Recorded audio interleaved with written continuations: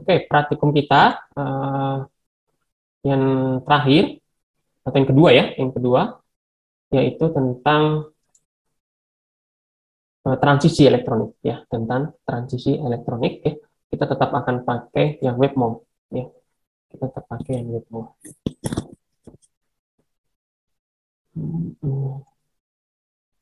Oke, pakai yang WebMo. Oke. Nah, silakan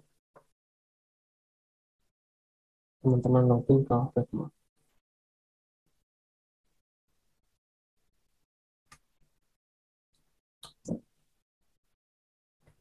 Oke, jadi hari ini yang terakhir ya, kita akan belajar tentang ya, ini praktikum kedua ya, yaitu penentuan spektra ya, spektra UV atau visible molekul. Ya, ini ya. Ini yang kedua nanti adalah variasi ya, gugus pendorong ya, atau elektron withdrawing group ya, withdrawing group atau penarik ya, elektron withdrawing group atau pendorong ya, elektron donating group ya. Oke, sedikit variasi ya pada molekul ya, pada spektra molekul. Oke, gimana caranya? Jadi gini teman-teman, nanti kita akan gambarkan molekul ya, molekulnya nanti adalah benten ya, seperti ini, ya, benten. Kita gambarkan pakai WebMo, kemudian kita cari spektranya ya, spektra UV-nya ya, nanti kan dia punya spektra UV ya, maka dari misalnya dari 100, 200, 300, 400, 500 dan seterusnya ya. Nah, kalau secara eksperimen ya, menggunakan berbagai pelarut, benten itu masih daerah UV ya, masih di sini ya, masih di sini. Ini secara eksperimen ya, sekitar 200-an ya, mungkin nanti bisa teman-teman cek sekitar 200-an. Nah, ini akan kita coba dapatkan juga secara komputasi, secara teori ya. Kalau benten itu kira-kira spektranya di mana, di panjang gelombang berapa nanometer ya. Kemudian nanti benzen ini akan kita coba modifikasi, misal benzen ini kita ubah gugus fungsinya. Kalau benzen sini H ya, sini H, sini H, sini H, sini H, sini H. Salah satu H-nya kita ganti dengan OH. OH itu adalah gugus withdrawing group ya, gugus penarik elektron. Kita akan lihat spektranya kira-kira kemana. Ya, 100, 200, 300, 400, 500. Apakah nanti dia batokromik bergeser ke sini ya, atau dia ke sini ya. Kalau sini apa? Hypsokromik ya. Dan coba nanti kita ganti ya dengan gugus pendorong elektron, misalnya CH3. Nah, gini. Nah, kira-kira nanti dia di mana? Ya, dari 100, 2, 3, 4, 500 di sini, kira-kira di mana dia spektranya ini? Apakah spektranya bergeser hypsokromik ke sini atau dia batokromik seperti ini? Kenapa itu bisa terjadi? Ya, teman-teman bisa bayangkan kalau dia penarik elektron ya, berarti resonansi elektron di sini itu akan ditarik ke OH. Ya, kedapatan elektron di sini akan berkurang. Kalau kedapatannya elektron di sini akan berkurang, itu pasti akan mempengaruhi eksitasi elektronnya, transisi elektroniknya. Sama di sini, kalau dia pendorong elektron, maka dia akan menambah kedapatan resonansi elektron di sini. Kalau kedapatan resonansi elektron di sini bertambah, maka nanti dia pasti akan mengubah transisi elektroniknya. Seperti apa? Nah, itu kemudian akan kita pelajari dan bisa kita jelaskan secara teoritik. Dan nanti juga ada aplikasinya ya, nanti saya akan perlihatkan aplikasinya. Oke, coba kita kerjakan. Ya, kita gambar dulu misalnya, ini create new job. Teman-teman sudah hafal kan ya? Create new job ini. Oke, mana dia? Nah, ini kemudian kita build ya, C. Ya, ini misal ini kemudian type sini, ini sudah 3, 4 atom, 5 atom, 6 atom, 7 atom, ini ikatan tangkapnya di sini, ikatan tangkap di sini terkumulasi ya. Nah, sini kemudian kita clean ya, posisinya kita clean. Ini dia seperti ini ya.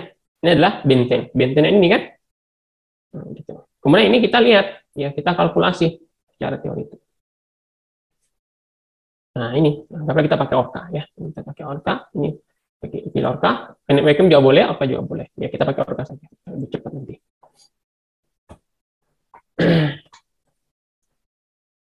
Nah, gitu. Nah, ini C6H6. Ya, itu adalah benteng. Ya, kalau kita ingin tahu spektranya, maka apa yang kita pilih? Ya ini, excited state and UV phase. Ya, karena kita ingin lihat spektra UV phase-nya kan? Nah, ini kita pilih nih, excited state and UV phase. Kita pilih ini. Ya. Nah, metodenya yang umum misalnya adalah metode seperti kemarin ya, deep. Nanti excited state-nya kita bisa misalnya, ini sembarang ya. Meskipun yang terbaru adalah TDFT. Yang terbaru adalah TDFT. Kita bisa pakai TDFT. Ya. Nah, apa bedanya? Ini semua kita bisa pelajari nanti di mata kuliah kimia komputasi. Ya, juga nanti ada mata kuliahnya di kimia komputasi, bisa jelaskan lebih detail. Ya. Setelah itu, ini bisa kita next untuk kemudian melihat hasil perhitungan kita.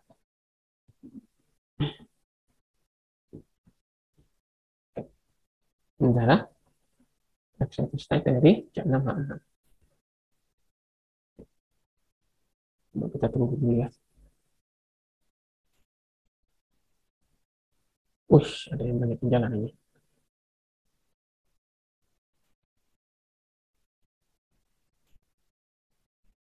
Tadi itu saya sudah running dari masih ada nggak ya? Masih ada. Tapi dari tadi siang sih.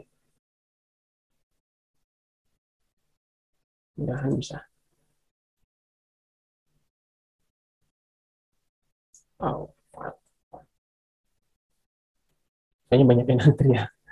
Oke, saya coba cari yang sudah selesai. Coba. Harusnya tadi kita nggak barengan ya.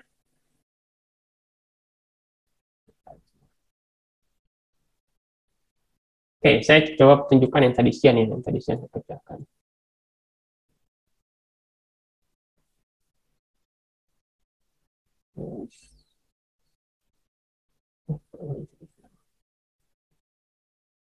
Kan kalau barengan jadinya file ya. Ini tadi siang, tapi nggak ada, nggak kelihatan.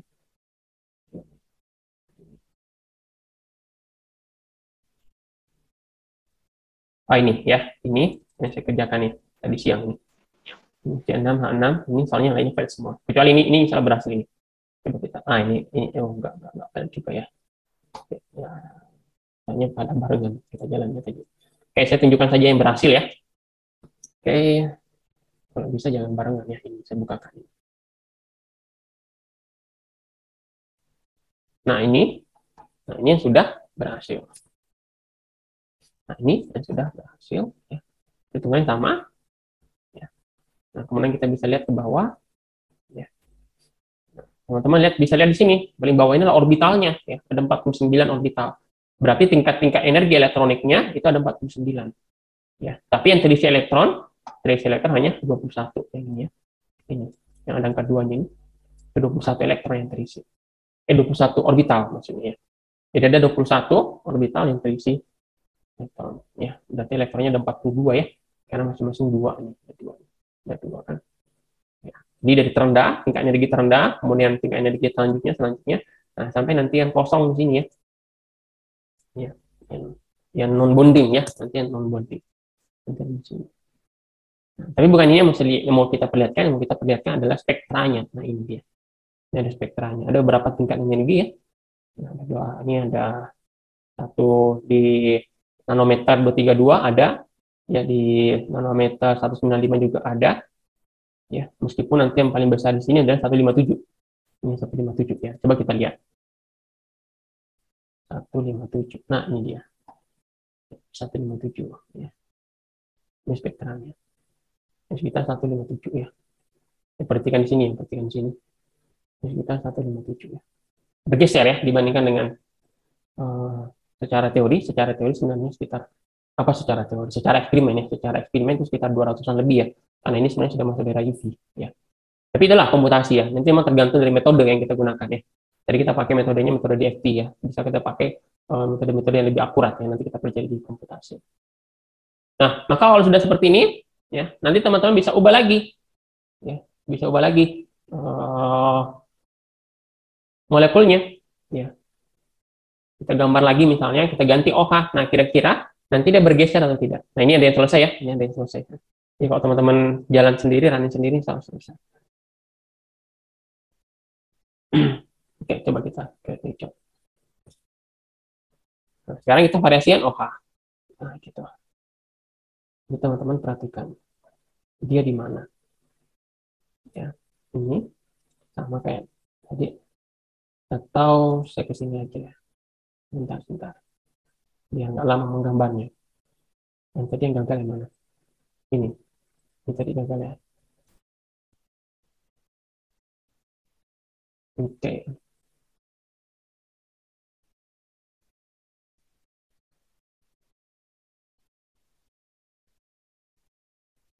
Oke, ini tadi yang gagal. Nah, coba sekarang ini yang gagal ini. Coba kita ganti. Eh,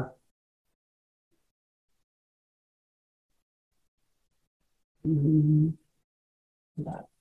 Kalau mau mengganti itu gimana berarti caranya? Bentar. Di blok dulu ya berarti ya. Oh, ini dia selection-nya. Ya, oke. Oke, ya. Ini kemudian clean up. Nah, ini ya. Ini COOH ya. Apa namanya? COH. C di sini, ini OH. Ya. Nah, ini akan kita coba dengan metode yang sama, kira-kira nanti apakah di bawahnya 157 nanometer atau di atasnya 157 nanometer. Mudah-mudahan berhasil ya. Tapi kalau bisa jangan barengan nanti ya. Biasa saya kerjakan dulu. Bentar, ya. Jangan barengan. Mudah-mudahan bisa. Oke, ini ya. Ini metodenya sama. State, better lift, ya. Ini coba mudah-mudahan bisa.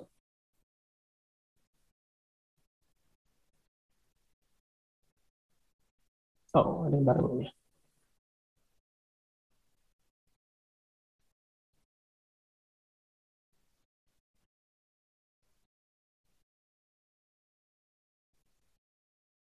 Nah, ini bisa. Ya. Ini bisa. Nah, oke, kita lihat.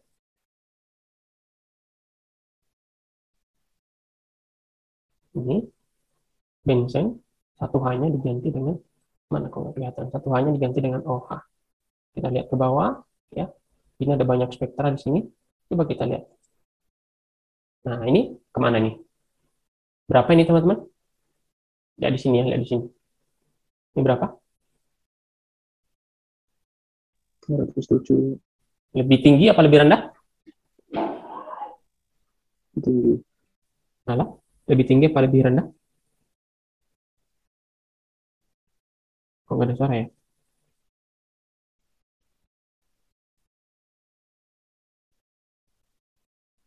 Halo teman-teman, apa suara saya terdengar? Dengar, Pak. Oke, ini panjang gelombangnya lebih tinggi apa lebih rendah? Lebih tinggi dari sebelumnya, Pak. Lebih tinggi dari sebelumnya. Itu apa namanya? Batokromit atau hypsokromit? Tahu, Pak. Malah namanya batokromik ya. Namanya lah batokromik ya. Dia bergeser ke panjang gelombang yang lebih tinggi ya. Atau energi, berarti energinya apa nih? Energi yang dibutuhkan untuk mengeksitasi elektronnya lebih besar atau lebih kecil?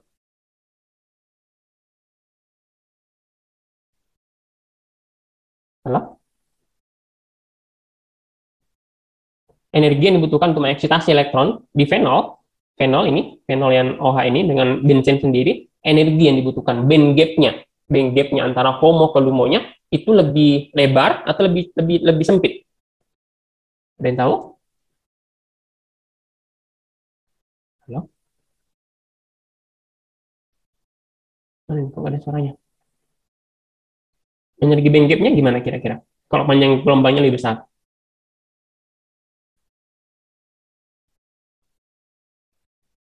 Jadi jarak antara ini, ya, ini HOMO, ini LUMO.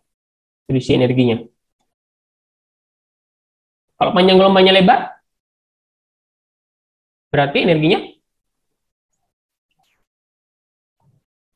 ini apa saya nggak mendengar suara apa gimana ya? Lebih tinggi, Pak. Kalau panjang panjang gelombangnya lebar, berarti energinya Kecil. lebih kecil. Kecil. Kan panjang gelombang berbanding terbalik dengan energi. Ya kan ya? Berarti kalau dia spektranya di panjang gelombang yang lebih lebar atau dia bergeser batokromik, itu artinya apa? Itu menurunkan band gap energinya. Tingkat energinya itu turun. Ya, yang agak tinggi, ya, tapi karena dia batokromik, ya diturun tingkat energinya. Ya tadi kan 157, ya 157 tadi di sini. Sekarang dia bergeser ke sini kan, oh dia batokromik. Nah coba nanti teman-teman, nanti di praktikumnya, coba nanti CH3. Ya. Itu nanti bebas ya. Nanti teman-teman praktikumnya silakan dicoba, ya. Kemudian berikan penjelasan apakah itu batokromik atau di hypsokromik dan berikan analisisnya. Kira-kira kenapa? Ya, molekulnya bebas, boleh benzen atau boleh molekul yang lain. Bebas. Ya. Boleh misalnya ini apa namanya ini? C 1 2 3 4 5. Namanya penta. Apa namanya ini? Pentadiena ya. Pentadiena. Nanti ada hanya di sini kan? Ini juga. Nah, ini juga ada hanya kan sini. Nah, coba salah satu hanya diganti. Misalnya ganti OH. Ya kan ya? Seperti apa panjang gelombangnya? Ya, nanti praktikumnya seperti itu ya, teman-teman. Ya, teman-teman berarti harus mengukur spektra 3 molekul. Ya, molekul dasarnya, kemudian tambahkan OH.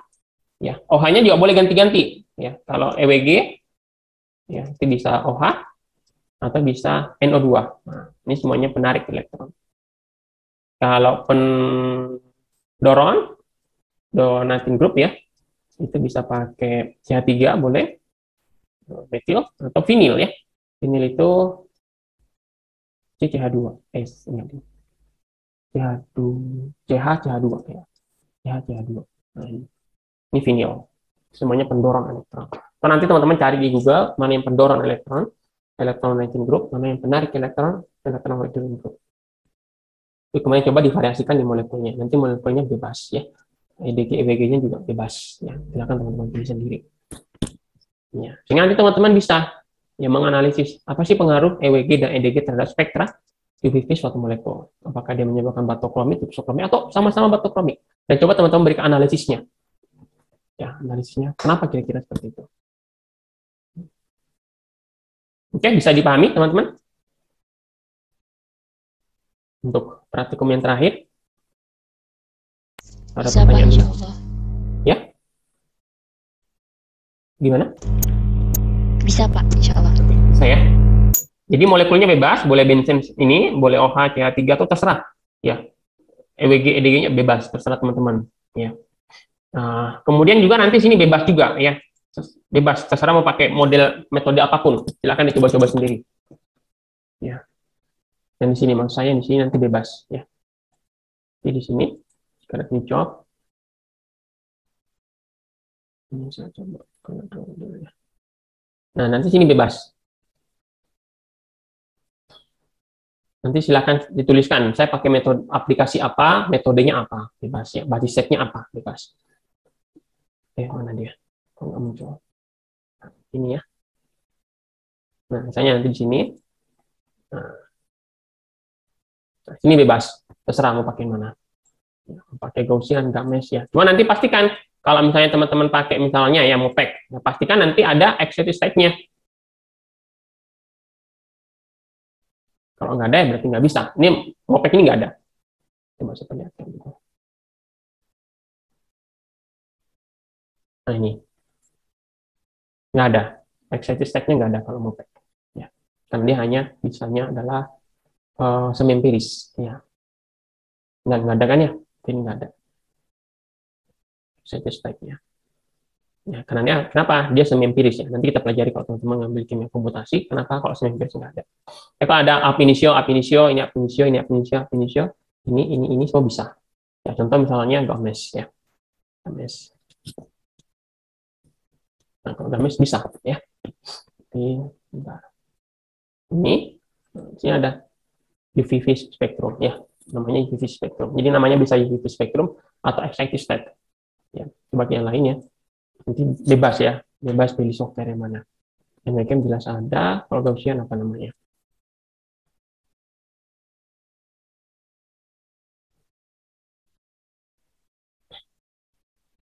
Bentar ya. Nah ini, di sini. Nah ini kalau ini stat and IPFIS ya. Itu ya. Ini juga metodenya bebas, mau pakai CIS ya, atau yang TDFT, atau yang TDHF itu boleh. Basisnya juga boleh, mau pakai minimal ya, apa yang terserah, itu bebas ya. Oke itu. Nah sekarang saya akan jelaskan apa sih aplikasi dari praktikum kita ini ya. Kenapa kemudian kita ada praktikum seperti ini ya. Saya akan perlihatkan contoh aplikasinya. Bentar. Gimana ya?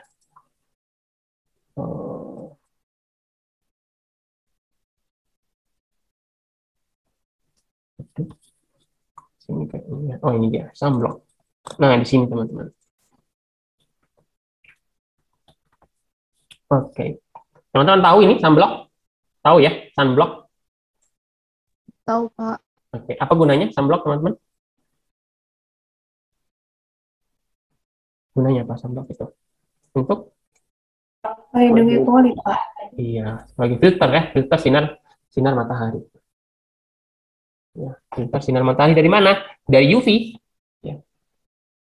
Dari UV ya. Karena UV ya, kita tidak tahu itu adalah radiasi elektromagnetik, tentu dia bisa berinteraksi dengan materi. Nah, kulit kita dan molekul-molekul yang ada di kulit kita itu termasuk materi. Artinya apa? Sinar UV itu bisa berinteraksi dengan kulit kita. Ya. Nah, problemnya interaksi itu adalah interaksi yang bisa merusak. Ya, misalnya UV dari panjang gelombang 320 sampai 400. Dia bisa masuk ya sampai ke dalam kulit ya dan bisa merusak DNA. Ya. Bisa menyebabkan kanker kulit ya melalui pengerusakan DNA. Ya. Atau misalnya UV dengan panjang gelombang yang lebih rendah atau energinya lebih besar. Ini energinya lebih besar kan ya, 290 sampai 320. Ya. Ini bisa menyebabkan problem yang lebih besar. Ya.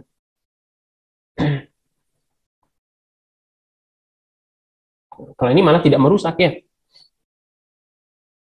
Oh iya, kenapa tidak merusak? Karena memang dia tidak masuk ke dalam atmosfer kita ya, karena dia sudah terfilter oleh ozon.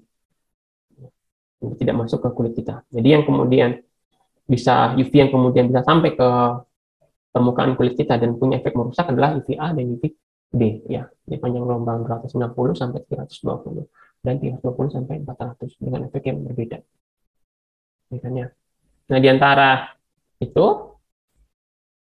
oke, sebentar. Oh, ini ya.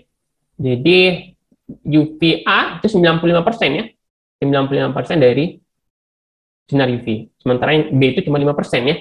Berarti yang memang perlu kita filter cukup banyak adalah UVA. Ya, UVA. Atau radiasi elektromagnetik ya dengan panjang gelombang 320 sampai 400. Ini perlu kita filter. Dengan cara apa kita memfilternya? Ya dengan sunblock. Sunblock itu adalah bahan kimia. Contoh, ini ada UVA dan UVB proper. Ini bisa memblok. Ya, membloknya dengan cara apa? Ya sebelum ini sampai UV ini sampai ke kulit kita, dia sudah diserap oleh molekul-molekul ini. Jadi molekul-molekul ini kemudian menyerapnya. Ya, menyerap untuk kemudian mengeksitasi elektron yang ada di molekul ini. Ya, jadi energi dari sinar UVA dan UVB itu nggak sampai ke kulit kita karena energinya sudah diserap oleh molekul-molekul ini. Afobenton, ya, homosalat. Ya. Itu molekulnya kemudian mengambil energinya untuk kemudian melakukan eksitasi elektron. Tentu eksitasi elektronnya di afobenton atau di homosalat ini harus sama dengan energi yang ada di sini, 320 400 kalau misalnya adalah afobenton misalnya, atau 290 sampai 320 kalau misalnya dia homosalat misalnya.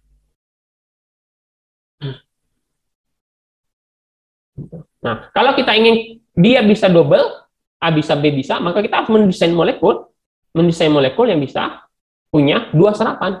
Dia punya serapan di 290 320, dia juga punya serapan di 320 dan 400. Nah, bagaimana cara mendesainnya itu? Ya kayak tadi, kita bisa pakai variasi. Kita ganti-ganti di sini. Kita variasikan gugus fungsinya. Misal homosalat, dia pakai OH di sini.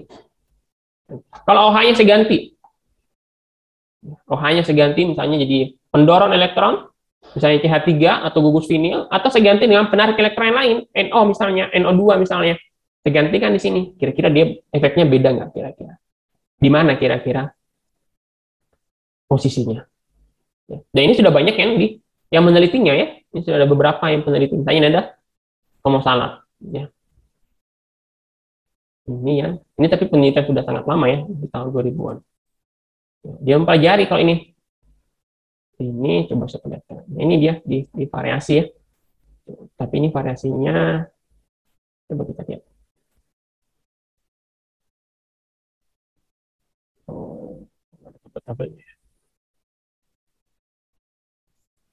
Oke.